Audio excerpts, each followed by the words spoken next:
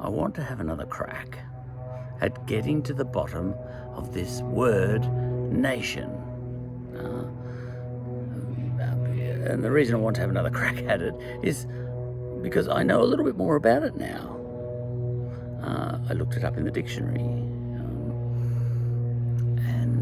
This is part 2. Part 1 was an episode in which I tried to get to the bottom of the word nation, or had a chat about it anyway. And now I'm going to have another chat about it. Take 2, armed with a little bit more information, thanks to a couple of dictionaries. All right, now it hadn't tweaked with me before. But the word nation is related to the word native and natal and natural. Nature, natural, and innate. All these words come from the same word, the same root. The Latin for beget. What becomes quite naturally. So a baby is natal. I've heard of, I've been to prenatal classes. What a load of crap they were. Sorry. Now, my wife, she completely agreed with me, because we all had to stand around in a circle. This has got nothing to do with this episode. And they were saying, all right, everybody squat and breathe, like all this sort of stuff, And I said to my wife, you're having the baby, I'm not. Oh, yeah, but the hippies in charge. They're saying, yeah, but, this allows you to become empathetic, I went, well, that can only go so far. I'm not. I don't want to pretend that I'm going to go through the pain she's going to go through. It's a bit token, isn't it? Now, if I'm really going to be empathetic, I'll have to eat a basketball and try and pass that. I'm not going to do that. They want you to do all that stuff, almost pretend you're having the baby yourself. But that was a bit too much for me, and I'm a feminist. But even my wife agreed. No, don't make these token efforts. Make these token efforts at pretending you're having the baby. I'm having the baby. I'm going through the pain. You're not. You just stand there and I'll practice the breathing. And if I want anything, I'll tell you, and you bloody do it. And I said, all right, that's a good deal. It's just tokenism, really. Look, I could be wrong. I am a Neanderthal after all. But anyway, back to what we were talking about, because it is related. Nature. Prenatal babies, natal babies. A natal baby, I guess, must be one that's just been born. Nations are pre-nation, nation. Anyway, somehow the word nation is related to the word native, and the word natal, and the word nature, and the word innate, and all that sort of stuff. All right, now let's have a think about this. From the original Latin, it would appear that the word nation originally meant, native peoples, native groups. Correct me if I'm wrong. So, originally, I would think, the word nation meant let's say the native groups within the Roman Empire, for example. So you had a Roman Empire full of nations, and we kind of know that was the case. All right, so let's just work with that for a second. So originally, before the rise of modern nations, which are more like nation states, we'll get back to that, in a minute. The nation state, some people say a state is a nation. Well, that doesn't make sense, because then you would have states, wouldn't you? Because if a nation is a state, why are you going around calling Australia a nation state then for? Because surely what you're saying there is it's a state. Like if Pauline Hanson says we are one nation and we are one state, and you went to Pauline Hanson and said, well, what's a nation state? She would say it's a state. Well, you've got to get to the bottom of that. There's something stupid about that, you know. But anyway, let's go back to the original meaning of the word nation. And that's not to say there isn't a more modern meaning as well. Focus on what I said there as well, you know, because I think there's two meanings. Well, I know there's two meanings for the word nation. It's in the dictionary. I looked it up, and not only in one dictionary. I've got, you know, a couple of good Australian dictionaries in my shed there, but you know, I looked at a few other dictionaries too. You know, the American idea of a nation. And they're very strong in America. I'm not even sure that the USA is a nation. Well, it is, isn't it? Because it's in the United Nations, isn't it? But they very much, the United people in the United States very much say that there is an Apache nation and a Cherokee nation and all that sort of stuff. All right, they're the natural nations that evolved into those areas. You know, so when let's say Europeans got to the United States of America, they observed that there were groups on that continent already, and these guys were all those people, the Apaches, the Apache Nation, and the other ones, you know, Cherokee. They're the only two I can remember at the moment. I'm sure I'll think of a few others too afterwards, if I can be bothered. All right, so what is a nation? Well, I get the feeling that the Romans, for example, would have said, well, the nations that we have within our borders, the native tribes, if you like, the native groups, the nations for short, are, you know, the Gauls, you know, for example, or even break it down a little bit more in the different groups of Gauls, you know, and all the different nations around the Italian peninsula. And, you know, there were hundreds and hundreds of nations, you know, and the nations across, you know, the Carthaginian nation and other nations over there in Tunisia or whatever. Egypt would have been a nation, I guess. You know, these are all groups, you know, the Jewish nation, a rowdy lot. So that's that, you know, so the Roman Empire. All right, so that is a meaning of nation. You know, all these, what you might even call racial or ethnic groups, you know, or groups with a common culture and background and all that sort of stuff. Groups who have evolved through conflict and just evolution and all sorts of things. But the original nations, the First Nations all across the earth, and I looked up and some people say there's about 6,400 of them still. These are the native nations, which is a bit of a tautology, you know. Now, are all those groupings, let's say there's 6,400 left of those roughly on Earth. There's only 192 nation states. You know, we'll get to nation states in a minute, but nations in the original sense of the word nations, apparently there's about 6,400 of them in the world. There's lots just here in Australia. I'm the nation that is hereabouts, where I live, Melbourne, that's the Wurundjeri Nation, you know, and that's, you know, akin to the, let's say, the Apache Nation over in the USA. All right, so 6,400 nations. Now, are they genuine nations? Now, we've got a politician who's really into one nation. You know, Australia is one nation, one people, no tribes and all that sort of stuff. Pauline Hanson, she would say, no, they're not nations. But I went and looked in the dictionary, the Australian dictionary, and looked in all the other dictionaries around the world too. I did. You get onto Google and look it up yourself, and they are nations. You know, if Pauline Hanson wants to argue that they're not, she has to get that taken out of the dictionary. But until, whilst that meaning still exists in the dictionary, because in the dictionary there's actually 3 definitions of nation that are all valid according to, you know, our national dictionary.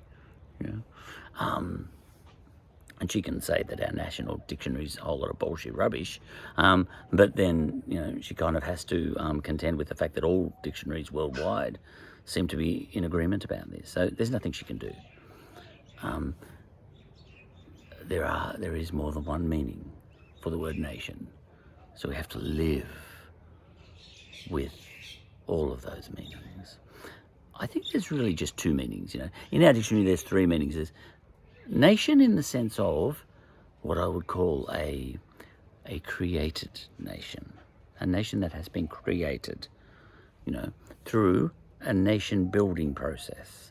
And Australia went through a nation building process where we, what you might call, consciously developed a nation, constructed it, and once we, it took us about 100 years to do that, a touch more, as we on our path to nationhood, and by we got here in 1788, we Europeans, and then by 1901 we were ready, and we had designed a nation, so we built that, But the 6,400, we consciously built that nation. Now, that makes it a man-made nation. It's like a man-made lake, right? But already in Australia, there were natural lakes, natural nations. So we have two types of nation here on Australia, and there's no way to... You can say, I don't like the other sort of nation and I want to deny its existence and all that sort of stuff, but you can't tell a person who likes that other definition of nation and wants to use it. You can't say that they can't, because they can just open the dictionary and say, whoosh, I'm allowed to. You know what I mean? You can't stop them. And by the same token, a person who belongs to the Wurundjeri nation here in Melbourne can't stop Pauline Hanson saying that Australia is a nation. You've got two different types of nation coexisting. Your brain has to cope with that. The fact that that Australia is one nation, and it is also many nations at the same time. You can't get around that. The two parties. One person, Pauline Hanson, who says that Australia is just one nation. She's allowed to have that opinion. You can't stop people having opinions, But she's allowed to have that opinion, but she can't prove the other guy's wrong when the other guy says, there's actually lots of nations in Australia. And by the same token, that person over there can't say that Pauline Hanson is wrong, that Australia is one nation if she wants it to be, you know what I mean? You got to live and let live a little bit. There's not much you can do. What are you going to do? Scream at each other? What are you going to do? Put her in jail? You can try, I think they did. They did. For good reason, for other reasons, yeah. I don't get into judgments on this. I've had plenty of episodes in this series of YouTube clips that I've made where I have lauded the wonders of the nation of Australia and how wonderful it is, and what a great place to live and all that sort of stuff. But then there are other episodes where I've gone all bolshy and I've gone all in for Indigenous rights. So I go each way. Sometimes I go a little bit conservative, and sometimes I go a little bit progressive. Sometimes I go a lot conservative, and sometimes I go a lot progressive. At the moment I'm in a bit of a progressive stage or phase in my episodes. The last 5 or 6 or 7 episodes I've been quite bolshy, and I've enjoyed that. Sometimes I've spoken about how wonderful our Liberal Party is. I've gone all right wing a bit, haven't I? And sometimes I waxed lyrical about how wonderful our Labor movement was there too. I was a big lefty, so sometimes I'm Liberal, a big right winger, and sometimes I'm Labor, a big left winger, But in this episode, I want to be a bit of both. I want to chat about the fact that there is a legitimate meaning Right, here's what happened, I think, when it comes to the meaning of the word nation. Before the rise of the idea of the modern nation, nations, I do think, referred to identity groups and ethnic groups and so on, which had evolved naturally, native, nation, nature, all right? So they weren't deliberately constructed. So the Jewish nation wasn't deliberately constructed as such. It kind of evolved surely, and I look over to Ethiopia very often, only because my goddaughter is part of that community, one of the communities, one of the nations. She's a member of one of the nations in Ethiopia. And Ethiopia itself is a nation, you see. But inside Ethiopia, you have many nations inside Ethiopia at the same time. This is not too hard to understand, really, because Australia is a state on the world stage, a political state. We know that. But it's also got states inside it. So we can handle this. So in the same way, Australia is a nation, but it's got nations inside of it. Yeah.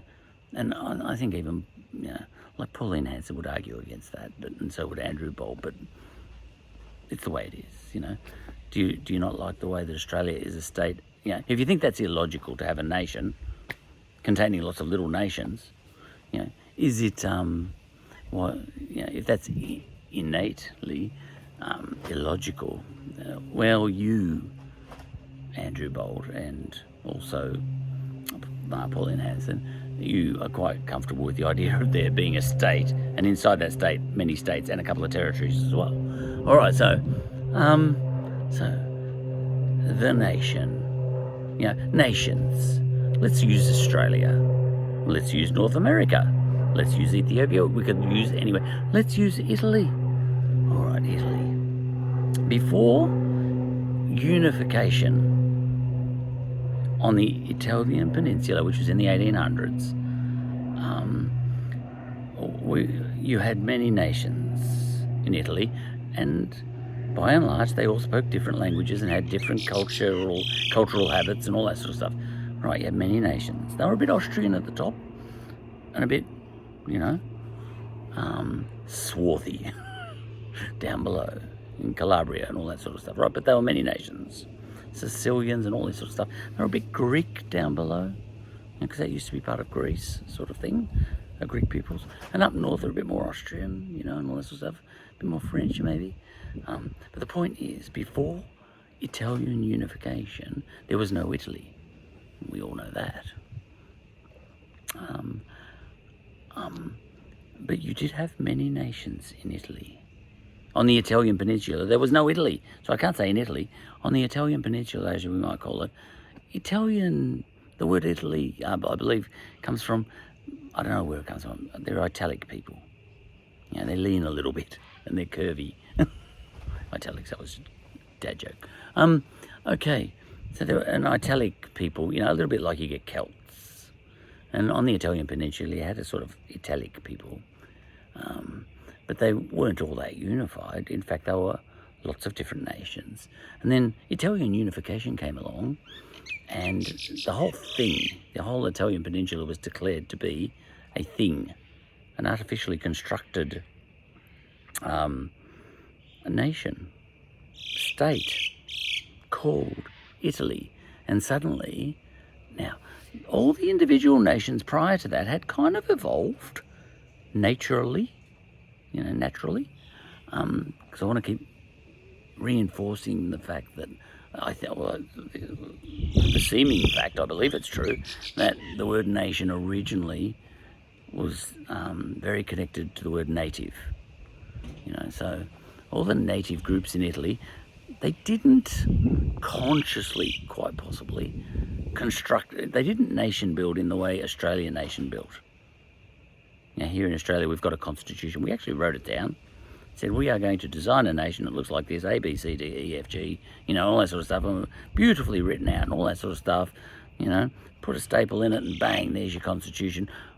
We consciously and deliberately designed a nation and then got everyone to adhere to that constitution, you know. All right, that's what we did here. Yeah, there are countries that haven't got such a written down constitution, of course, you know. New Zealand hasn't, our cousins across the water, and the UK hasn't, you know. But anyway, places like Australia and, you know, which is a Washminster system, a little bit of Washington, a little bit of Westminster, you know. We as far as a written constitution goes, we went with the kind of American example, you know, and wrote one down. But New Zealand didn't feel the need to. Their constitution, they reckon, is whatever they are. And that's the case with the United Kingdom as well. All right, now, so, nation. So, Italy, that's what I was talking about. So prior to Italian unification, all right, you had all these nations, all around the Italian peninsula and on a couple of islands around there too. And then Italian unification came along.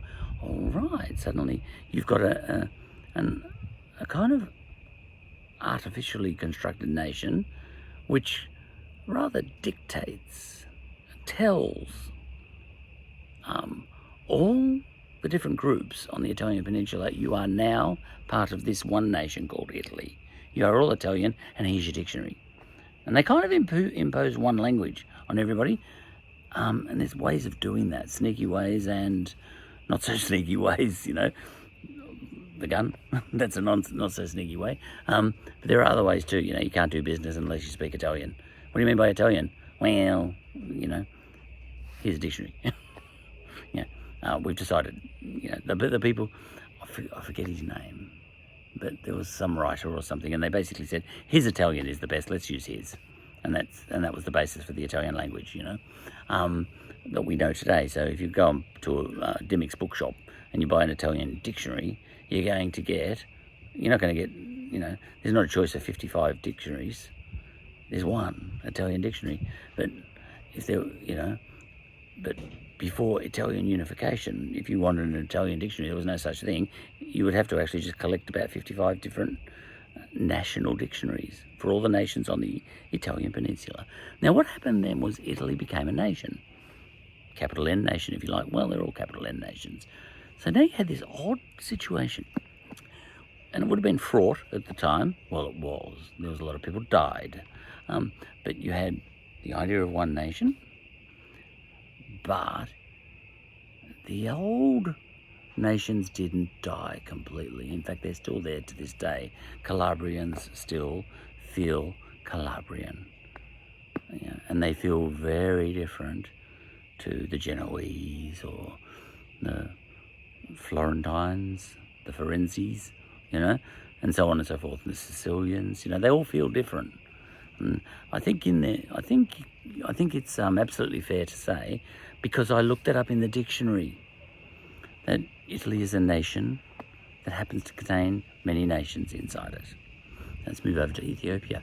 Well, explicitly, up until recently, Ethiopia had a constitution which defined a nation of Ethiopia, you know, but also explicitly wrote into that constitution that it also had nations inside. See, Italy didn't do that. You know, they tried to assimilate everybody into one people and say, we are all Italians. You know, that's a Pauline Hanson move, that one. All right. Now, the funny thing about the Ethiopians is they thought they would have their cake and eat it too. They kind of defined a state called Ethiopia under a previous prime minister called Meles, as his name was. I mentioned him one other time, a fair few other times in different episodes. And he defined a state called Ethiopia, which, you know, by my dictionary would still be called a nation, because it's a federation, just like Australia. But it was an ethnic federation, you know, which is kind of a tweak, you know, in terms of Australian sensibilities. We would call that a bit racist, having an ethnic federation where all the different nations, you know, the different states within the nation, state, nation, it keeps, you know, those words are used so interchangeably. We need to be fluid and flexible with all of that and just let our minds run free and just say to ourselves, we know what we're talking about. You know, It's in the context with which you're using the words at any given time. All right. Now, so we would call that sort of very racist in a way if we had that here, where we wrote it into the Constitution that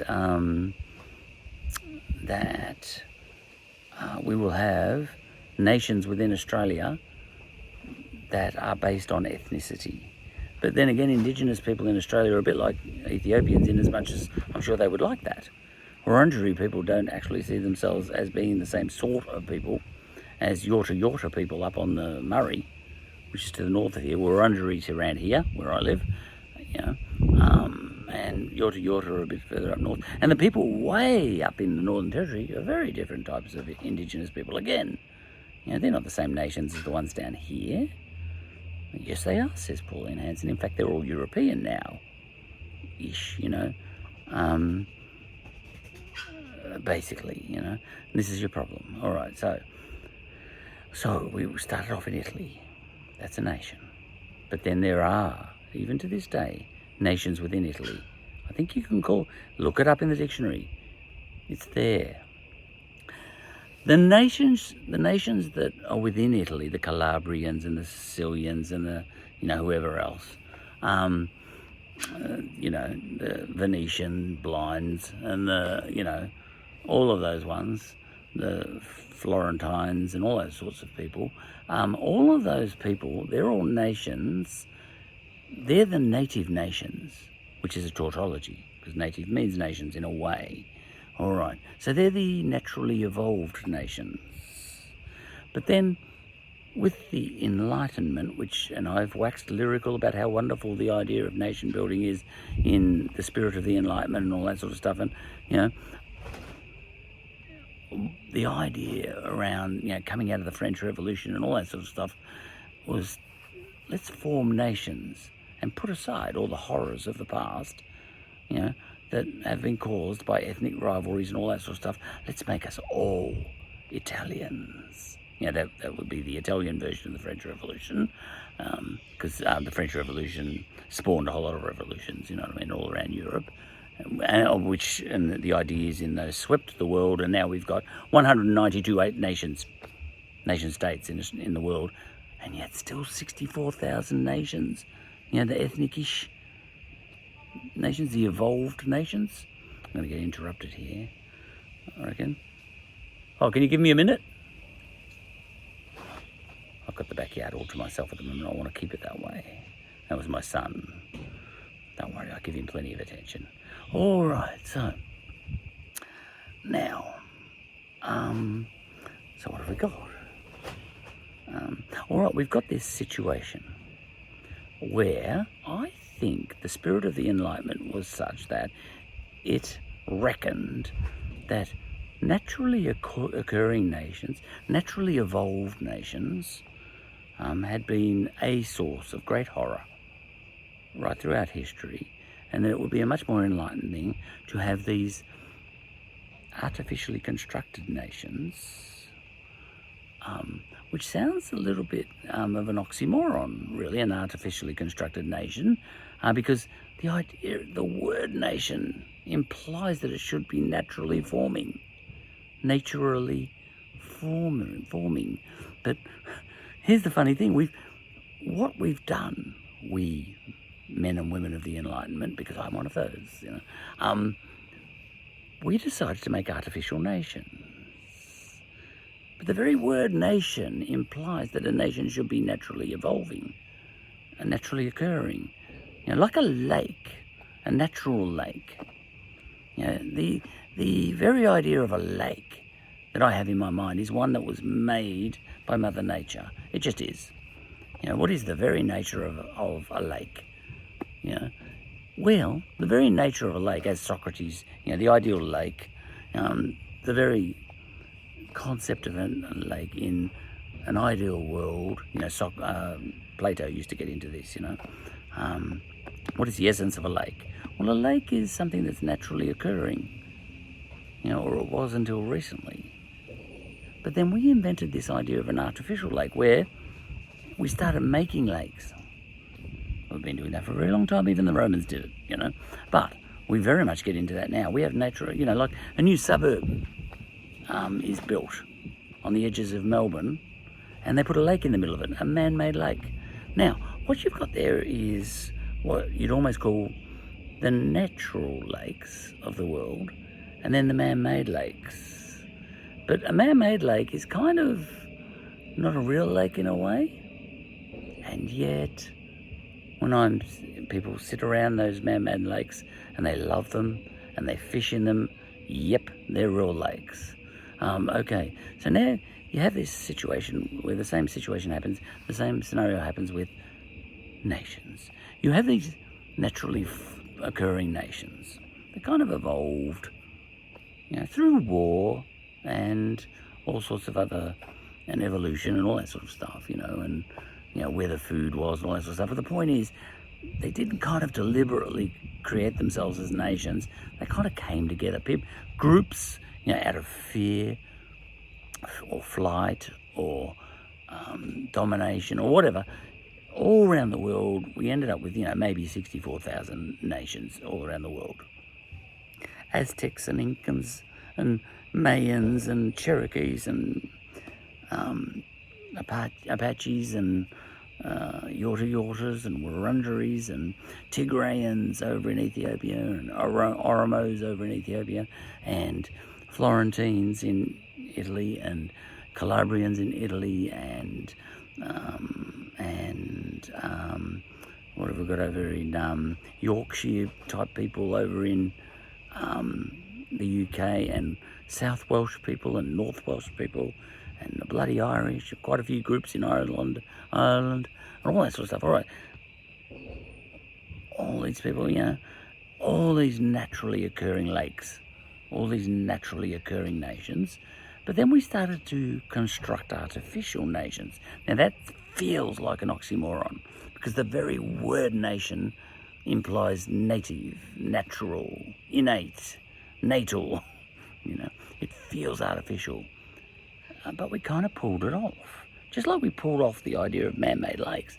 And there's people fishing in them and loving them and canoeing on them and enjoying them, and ducks sort of swimming in them, quite certain that they're lakes.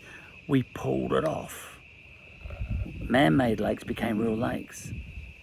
And they exist side by side with natural lakes all over the world.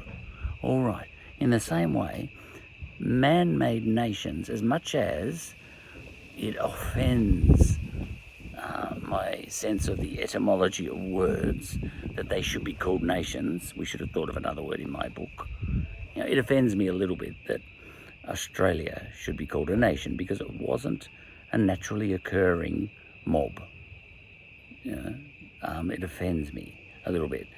But I have to give in, because just like a man-made lake, you know, there are ducks that swear man-made lakes are just as good as the other lakes, then all right, it's in the dictionary. People are quite happy with the idea that the Australians on this continent here, which we also call Australia, we tend to, that is an identifiable cultural group, even if it was man-made. You know, man-made. It didn't have to evolve. It's a man-made nation.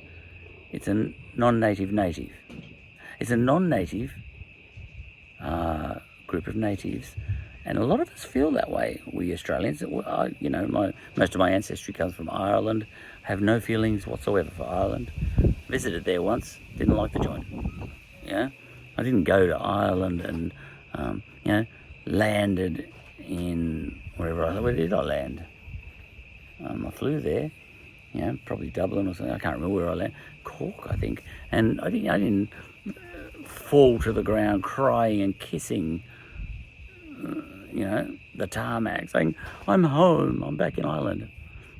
I didn't think much of it all, actually, at all. You know, I thought, this is nothing, nowhere near as good as Australia. I belong in Australia. I felt nothing. You know, and I'm sure if I went to England, I'd feel nothing. I passed through England on the way to Ireland, and you know, same goes for England. No feelings. You know, the only time I feel really good is when I come back to Australia, because I've been to cities that never close down, you know.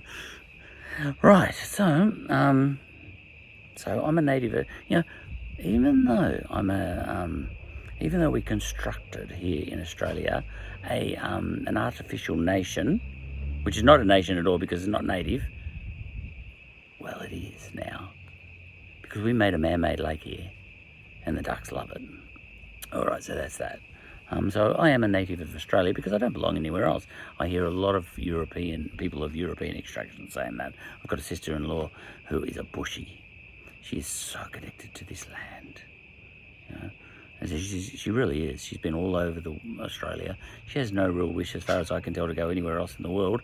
She just goes round and round Australia, out into the bush, deep, deep, deep. She's a really great bushy. She knows all the, she knows all the natural fauna and flora and has respect for it all. Tries to encourage it, hates introduced species and all that sort of stuff. You know, this is her. She's a native Australian. Now, sure. Artificially constructed native Australian, but native all the same. I cannot deny that she is of a nation called the Australian. All right. We are one nation and we are many nations. We are one, we are many. That's a song too. We are one. We are many. See, this is what I'm getting at. That should be a national anthem, actually. I don't like our current one. All right. So where am I going with all of this? Nowhere really. I have no point to make. It is just my observation that out of the Enlightenment, when we created the idea of a man-made nation, many people who were creating those man-made nations would have seen the enlightened virtues of such a man-made nation, in as much as a lot of people think man-made lakes tend to be better than natural lakes. You know, like we've got a little lake down here in Woodlands Park, right near me, and it's got total irrigation underneath it. You know, spent a fortune on it recently, our council, and drained it, and it wasn't. When it was drained, was it a lake? It wasn't. In the Plato sense, Platonic sense, it had lost its lakeness. And then we did all this work underneath.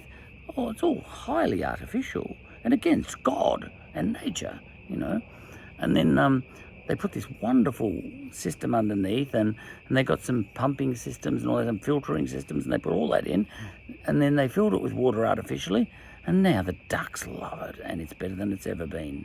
And it's better than any, if there was a natural lake there, it'd be a sludgy kind of crappy affair, I guarantee it. Nothing like this. It's wonderful, it's beautiful. The ducks love it, and so do I. All right. So, if I'm a man of the Enlightenment, which I am, tickets on myself, I would say, by and large, I tend to think the idea of the 192 nations that have been constructed all around the world, that has been an enlightened idea. And we've even got a United Nations, a grouping, a coming together where we try and create international law. Many good things have come of that, and many bad things too. All right. But by and large, the idea of there being 192 nations on Earth, all roughly regulated by a sort of international law via the United Nations, allows us to deal with things like the current coronavirus pandemic, all right, a lot better than we would have if we weren't working in together at all. At least we're working in together a little bit on all of that stuff, Okay, I mean, Donald Trump, he wasn't into all of that, but that's a whole other episode. Okay, now, I kind of like the idea of those 192 nations. But at the same time, because I'm in a Bolshoi phase in my life with these episodes, I also see the absolute legitimacy of the non-man-made nations, so to speak, all around the world. And I think, my sense is we need to be sophisticated enough to just cope with the fact that on the Australian continent we have many nations, and at the same time we have one nation. At the same time, two almost conflicting ideas are both true at the same time. Now, someone like Pauline Hanson would say, deny the existence of the many nations and focus on the one. Fake it till you make it. Keep hammering that point until all of those other individual nations have lost their national identities.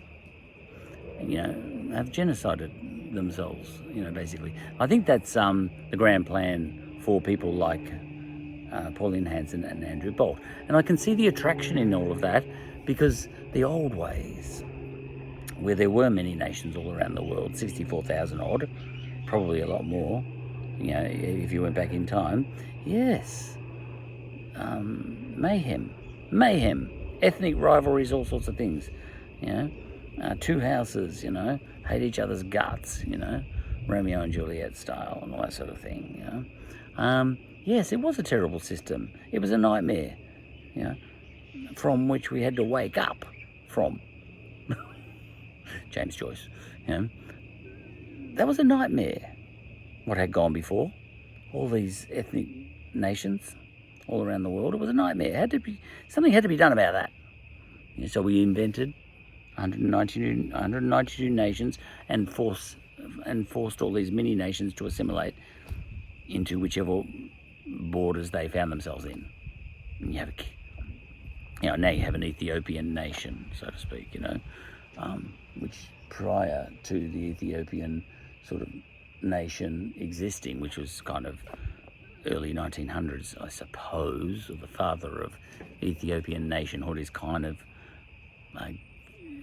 said to be Tedros in the sort of mid to late 1800s. But, Ethiopia as we know it today sort of came together under a guy called Menelik II. Now, it was kind of a forced assimilation, and it's kind of horrible for the original nations, even though those original nations, you think they were wonderful? They were warring all the time. The nation of Ethiopia pulled the peoples of that area out of a period of incessant rivalry, death all the time, called the Age of Princes, which sounds very nice, but it wasn't. Horrible time, clearly, from everything I've read.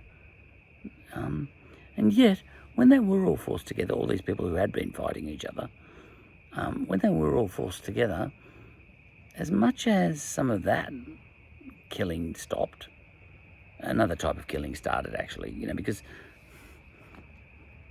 look, what happens is every time you try and force 50 nations, I think there's 60-something in Ethiopia, when you force them all to be one nation, they don't forget that they are many nations as well. So whether you like it or not, Pauline Hanson, unless you're going to go completely Stalin, Pauline Hanson, there's a fine line between far right and far left, unless you're going to go completely Hitler, even if you declare a place like the Italian Peninsula to be a nation, the old natural nations, they continue on. They coexist with the coalesced nation at the same time. And that's why we've got the two meanings in the dictionary. There's three meanings in the dictionary, but it's really two. Because there's one meaning in the dictionary says A nation is this artificial construct that we do these days, the modern nation, like Australia or Canada,